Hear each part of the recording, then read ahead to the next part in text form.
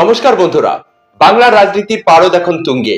গঙ্গার পার থেকে শুরু করে উত্তরের পাহাড়, সর্বত্রই এখন একটাই আলোচনা, 2026-এর সিংহাসন কার। ঠিক এই মহেন্দ্রক্ষণের রাজ্য রাজনীতির দাবার বোর্ডের মোক্ষম চালটি চেলে দিলেন তৃণমূল সুপ্রিমো মমতা বন্দ্যোপাধ্যায়। প্রকাশিত হলো তৃণমূল কংগ্রেসের নির্বাচনী ইস্তেহার, দিদির 10 প্রতিজ্ঞা। কিন্তু এই 10টি প্রতিজ্ঞা কি কেবলই শুধু ঘোষণা, নাকি বাংলার মানুষের ভাগ্য বদলের এক নতুন ব্লুপ্রিন্ট? লক্ষ্মীর ভান্ডারের টাকা বৃদ্ধি থেকে শুরু করে ঘরের দুয়ারে চিকিৎসা, কি নেই এতে? আজকের এই বিশেষ প্রতিবেদনে আমরা কাটাছেঁড়া করব সেই 10টি পয়েন্ট নিয়ে, যা হয়তো বদলে দিতে পারে আগামী 5 বছরের বাংলার মানচিত্র।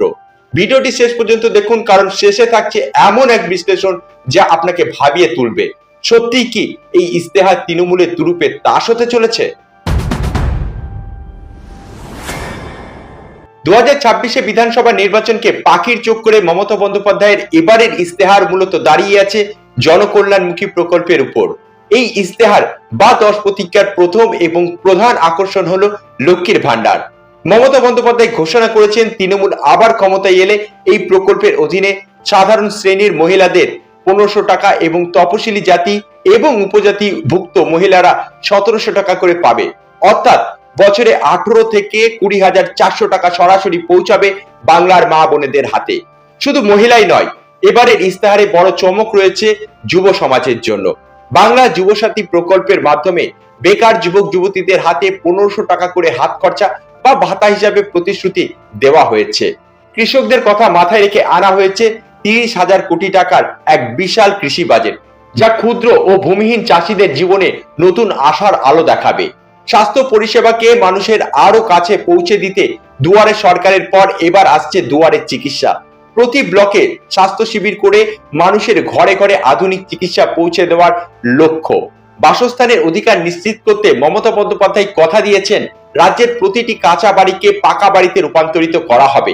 এর পাশাপাশি প্রতিটি ঘরে পরিশুদ্ধ পানীয় জল পৌঁছে দেওয়ার জন্য ঘরে ঘরে নল প্রকল্পের আরো গতিশীল করা হবে। শিক্ষার ক্ষেত্রে বাংলার শিক্ষায়তন প্রকল্পের মাধ্যমে সরকারি স্কুলগুলোর ভোল বদলে দেওয়ার প্রতিশ্রুতি দেওয়া হয়েছে। পরিকাঠামোগত উন্নয়নের পাশাপাশি প্রবীণ নাগরিকদের সামাজিক সুরক্ষা বা পেনশনের পরিধি আরো বাড়ানো হয়েছে। প্রশাসনিক কাজের সুবিধার জন্য রাজ্যে 7টি নতুন জেলা গঠন এবং পুরসভা সংখ্যা বাড়ানোর মতো গুরুত্বপূর্ণ প্রশাসনিক সংস্কারের কথা বলা হয়েছে এই ইস্তেহারে।